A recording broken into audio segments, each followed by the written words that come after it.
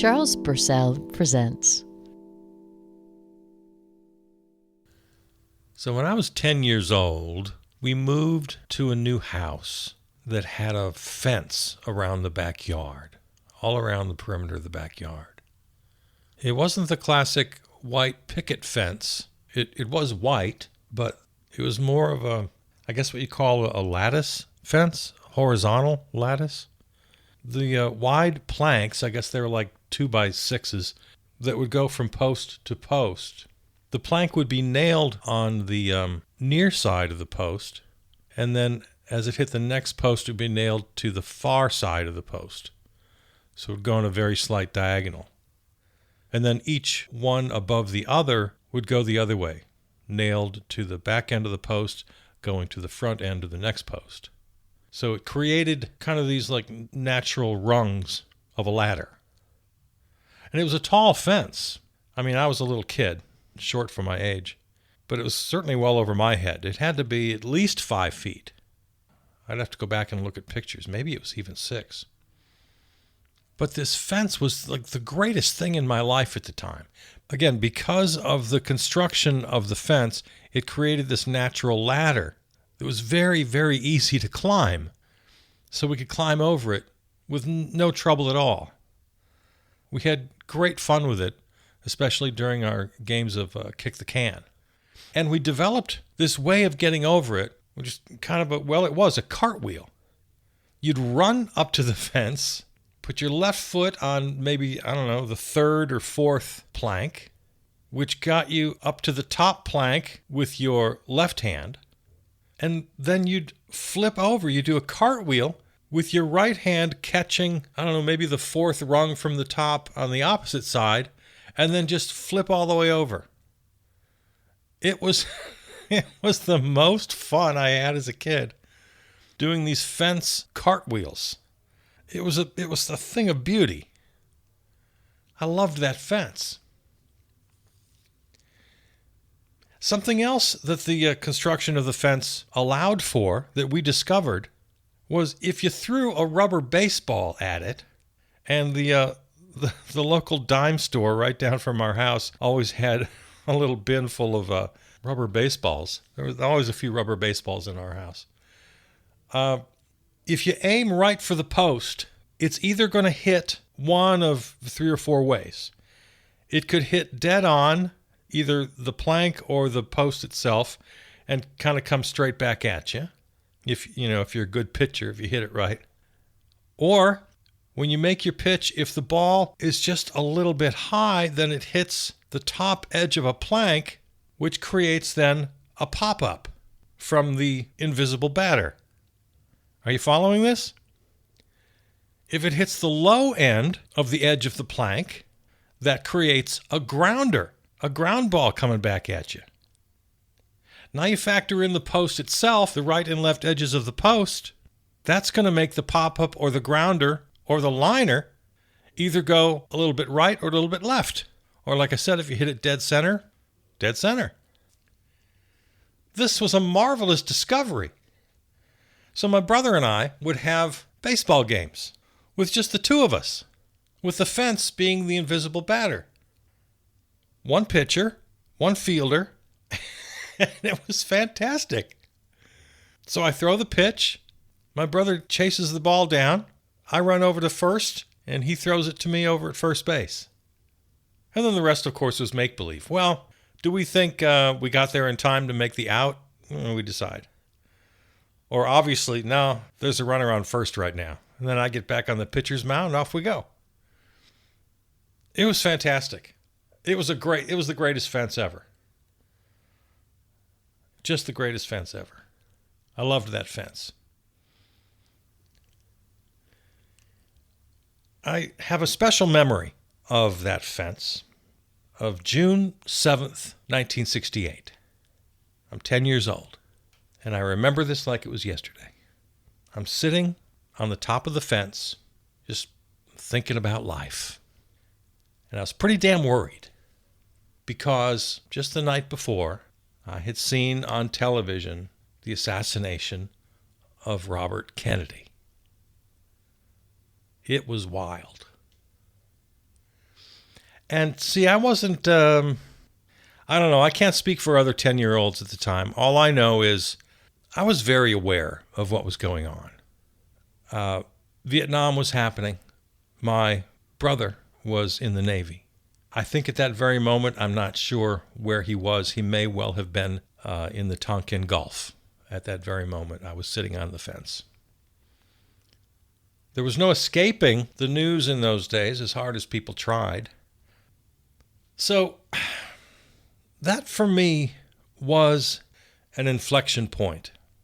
I remember it very clearly, thinking there was everything before that moment and everything after that moment. They're two different worlds. An inflection point. There are before times, there are after times, when nothing is the same afterwards. Now, of course, for my parents, their inflection points were, I don't know if you can name them as precisely as the afternoon of June 7th, 1968.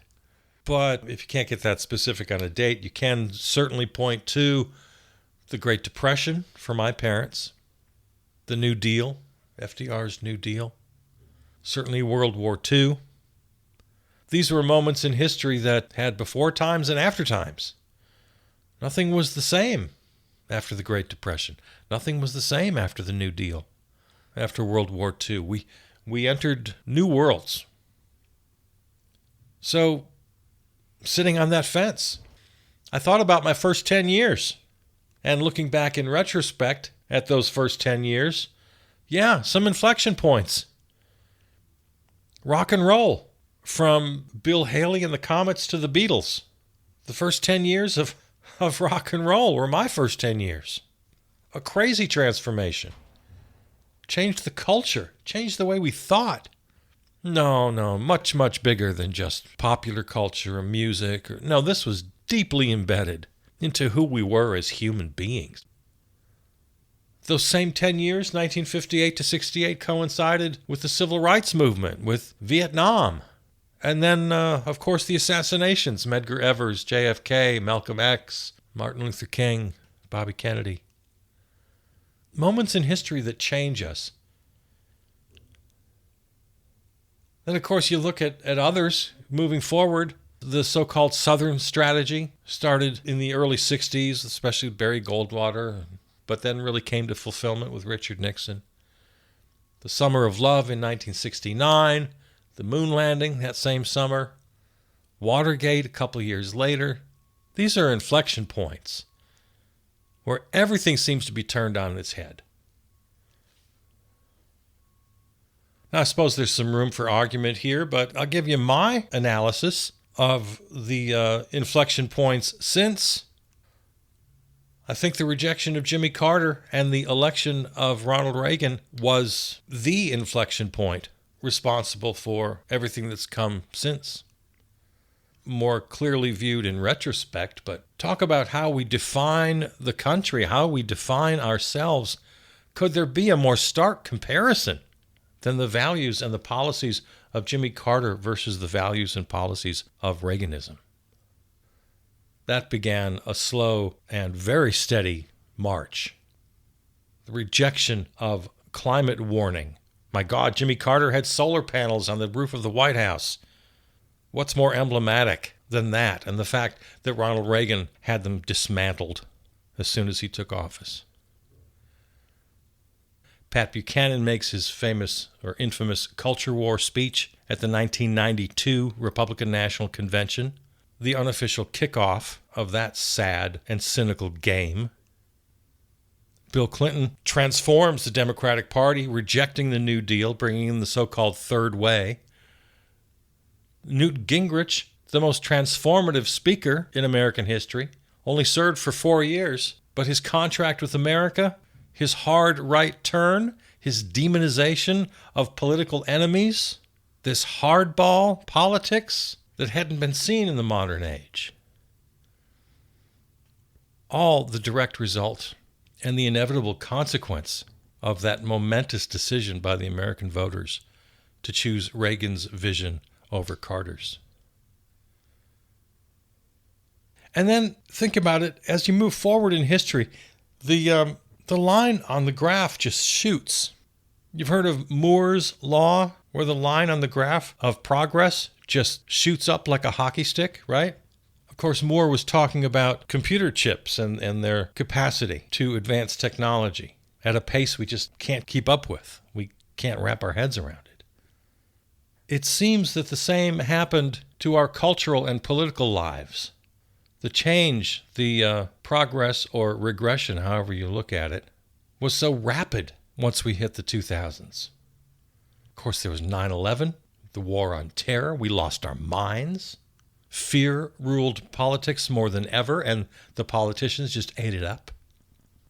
During that 25-year so-called war on terror, the internet developed. We didn't even have the internet in most homes. That all happened in the 2000s. And the horrible, horrible mistake we made of allowing for-profit corporations to rule the internet. The initial promise of the internet was how it was going to democratize media and the economy. But the corporations, the CEOs, they knew how much money could be made. And the politicians, as always, kowtowed to the money. And the lessons we should have learned from the advent of radio and television, we let them fall into for-profit corporate hands. Yeah, that was a lesson that should have been learned easily. Oh, yeah, I guess we shouldn't let private interests have complete reign over the airwaves. Maybe there should be public funding so programmers and journalists aren't always bending the knee to the bottom line. It was such an obvious lesson to be learned from the history of radio and television. And in the early days of the internet, some of us were shouting, please learn that lesson. No, we lost that one. And the world has never been the same since. The Obama presidency was supposed to be this big inflection point because, it's a post-racial world now. I guess racism is over. Well, we know how laughable that is. Instead, it was an inflection point for the exact opposite. It was the backlash. It was the rebirth of blatant, open racism. The racists were emboldened. The whole Tea Party phenomenon, bankrolled by billionaires and promoted by white supremacist think tanks. At each of these moments in history, a small number of Americans are trying to shout the warnings, trying to share some truths about what's happening. But at each point, these voices are overwhelmed, bulldozed by the power of profit. Money wins at every turn.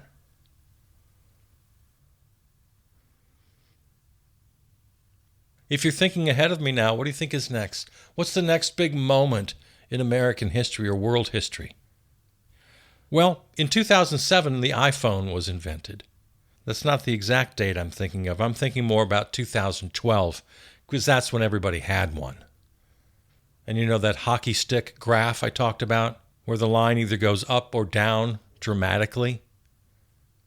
Well, a few people were warning about the unintended consequences of the smartphone, the isolation, the psychological damage, especially for children.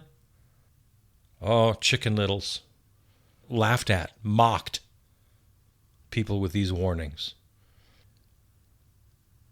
The application of Moore's Law, never clearer.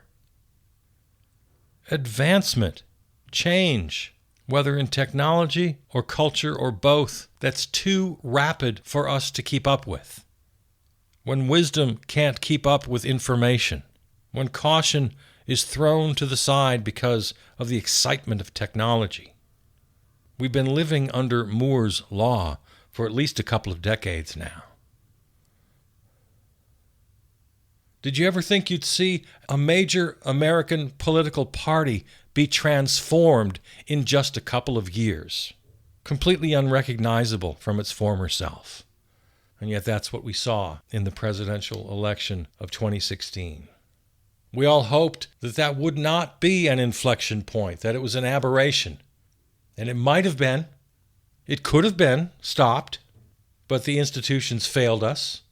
individuals failed us, especially Mitch McConnell, who had it singularly in his hand to end the Orange Menace forever. All he had to do was vote yay on impeachment. That's all he had to do. Give his GOP caucus senators permission. Several would have jumped at the chance. Because each inflection point is a decision point. And McConnell made a deadly decision.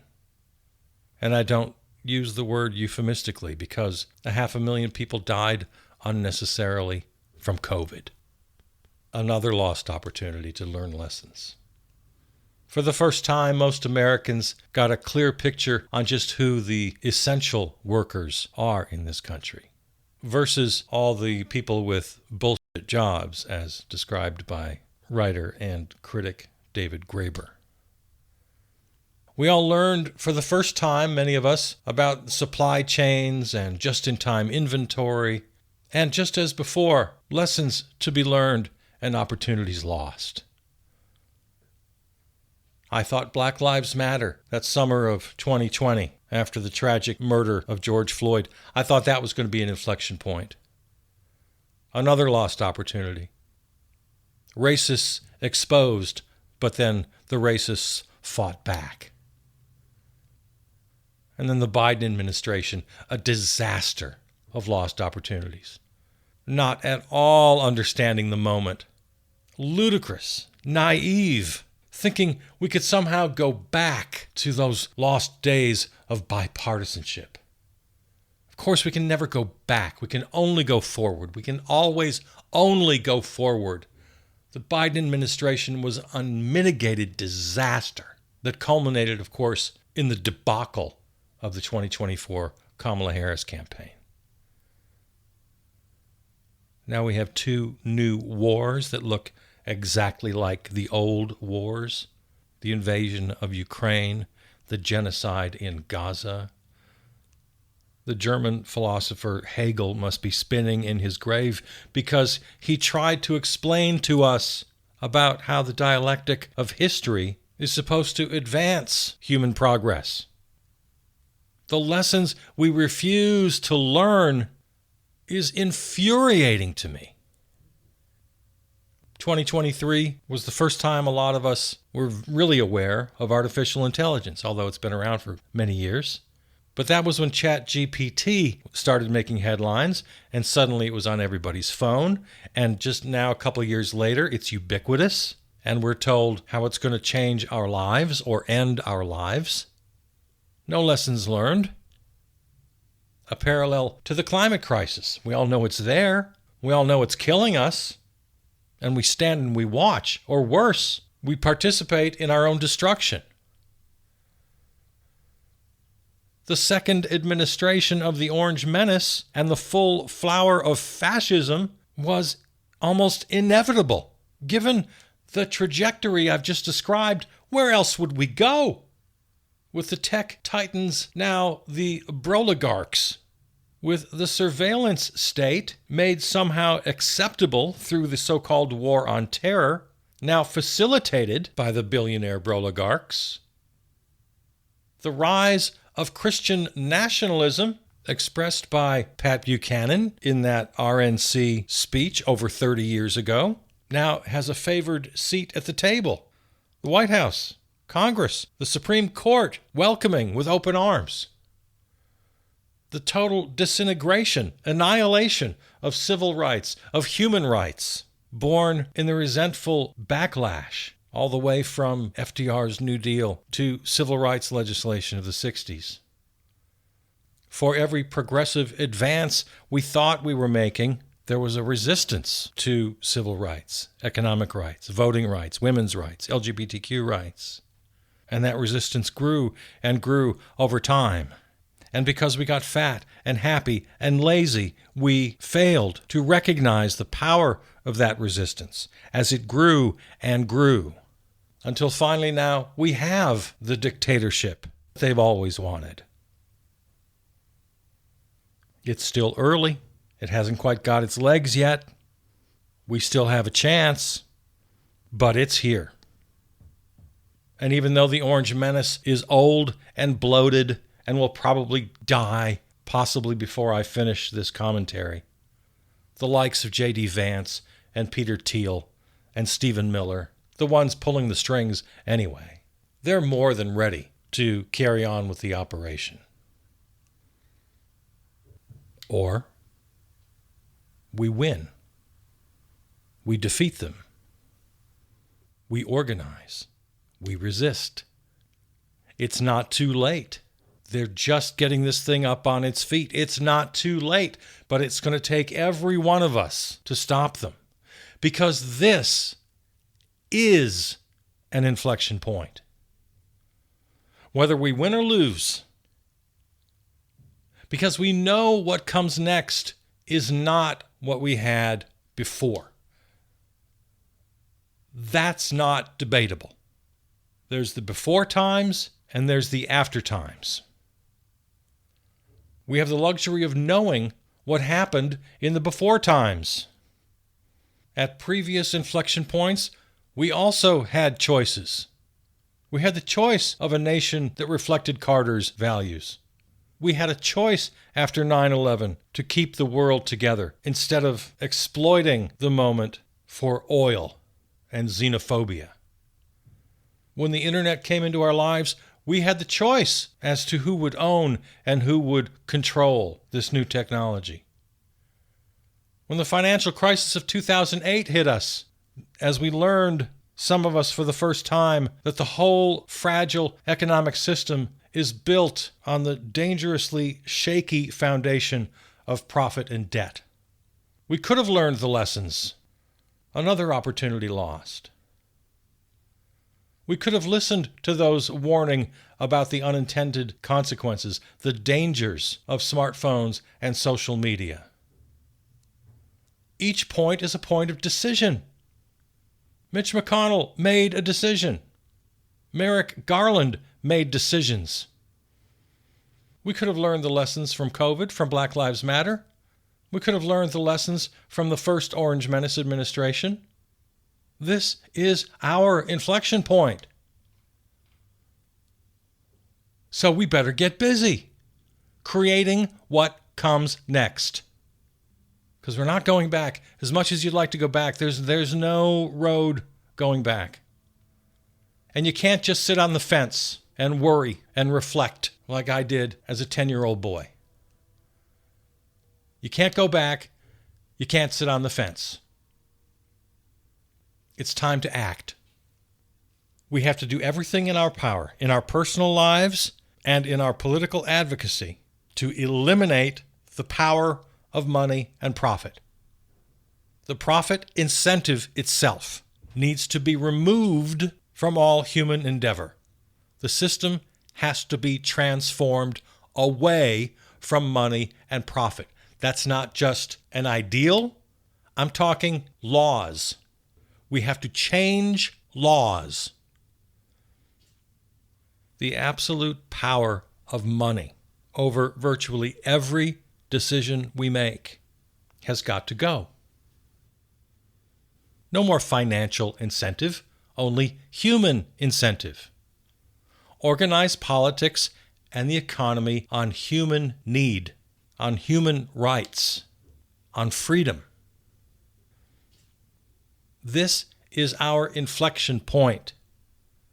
One road takes us to dictatorship, a loss of all rights, the great majority of us in material want. The other path takes us to cooperation, having our material needs met, having our human rights respected, having our freedom ensured. Remember, there are just two roads here. There's not a third road. There's not a third way. There's not a road going back to some mythical time when the corporation or the boss you worked for was benevolent, where the government was able to successfully regulate away all the greed and the corruption. There was never a time when the so-called free market could steer us away from the damage of climate change and now of artificial intelligence. If you think we can go back to a system where profit is the central organizing component. And that somehow in that system, government regulation can keep us safe and secure, you're on that road going back that does not exist. You're living in a fantasy. This is our inflection point, which means we have to make the right decision. It's authoritarian dictatorship, straight up stone cold fascism, or it's freedom and economic justice. Now, I don't care what you call it. I don't care. Post-capitalism, socialism, social anarchism. Throw away the names. Don't get lost in that. Don't get caught up in that. And I'm not telling you I have a roadmap for exactly how this thing needs to be organized. Nobody does. Anybody who tells you that is lying, or they're fooling themselves. It's narcissistic. It's self-delusional to propose some perfect system. I'm not doing that. The only thing I'm proposing is pretty basic, and I don't think a lot of people are going to disagree. Human rights, which include material rights, food, clothing, shelter, education, healthcare, along with the basic freedoms, freedom of speech, religion, freedom of thought. I feel pretty safe in saying that those are universal values. All I'm proposing is that those values take precedent in all matters over material wealth, over profit, over greed. So I'm not proposing a particular system. To the extent I am, it consists really just of two things. Money and profit have to go, either entirely or they have to be rendered in any new system harmless. So that's the first one. Money and profit go. And the second is small d democracy. Because among the universal human rights that I feel very comfortable in espousing is the right to have an equal voice in a system of self-governance. Does that sound radical to you? Do I sound like a radical right now? No. So this is our inflection point, meaning, by definition, the moment we're forced to make choices. And you cannot sit on the fence.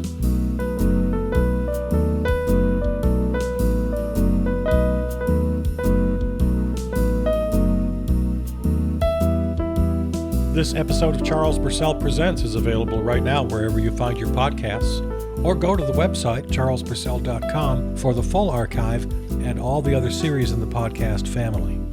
Follow me on Blue Sky and Substack. Write to me at charlespurcell@gmail.com. Thanks to our flagship terrestrial station, River West Radio, riverwestradio.com. Theme music composed and performed by Peter Donalds.